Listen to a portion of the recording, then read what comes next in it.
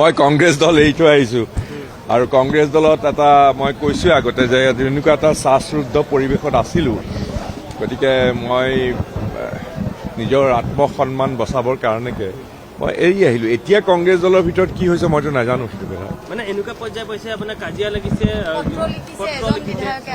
বিধায়কক কাটি কাটিব বিচাৰিছে, গৌৰৱ গগৈৰ সভাপতিৰ বিৰুদ্ধাচৰণ, আকৌ সভাপতি আন এজনৰ এটা খেলি মেলি গোটেই। নাই, এইবিলাক কথা শুনি পেলাই মোৰ নিজৰে বেয়া লাগিছে, কাৰণ এইটো আশা কৰিব পৰা নাযায় এটা ৰাজনৈতিক এটা সৰ্বভাৰতীয় দলৰ পৰা।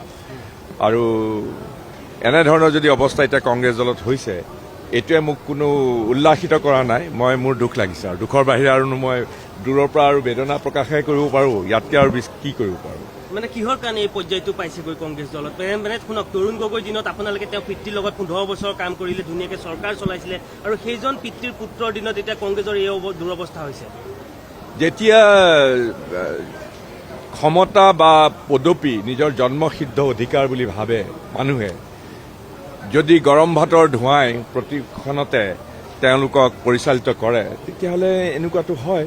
কাৰণ যেতিয়া একেবাৰে তলৰ পৰা মানুহে কাম কৰি পেলাই ফ্ল'ৰ লেভেলৰ পৰা যেতিয়া আগবাঢ়ি আহে, তেওঁলোকে সকলোকে সন্মান কৰিবলৈ শিকে, সকলোৰে অনুভূতিবিলাককো সন্মান কৰে, বুজি পাবলৈ চেষ্টা কৰে।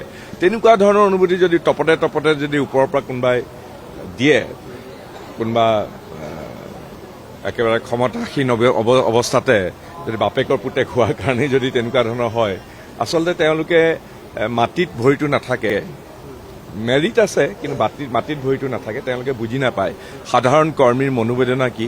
আৰু সেইবিলাক বুজিবৰ কাৰণে এই যিটো মানসিক যিটো অৱস্থা, সেইটো থাকিব লাগিব। সকলো যদি মানে মই কৈছোঁৱে, জন্মসিদ্ধ অধিকাৰ বুলি যদি ভাবে প্ৰত্যেক ক্ষেত্ৰতে, যে সংগঠনো চলোৱাটো তেওঁৰ জন্মসিদ্ধ অধিকাৰ, যিটো চেন্স অৱ এণ্টাইটেলমেণ্ট, সকলোতে তেওঁ মানে তেওঁৰ কথা শুনিব, সকলোৱে তেওঁৰ কথা বিনা বাক্যময়ে মানি চলিব।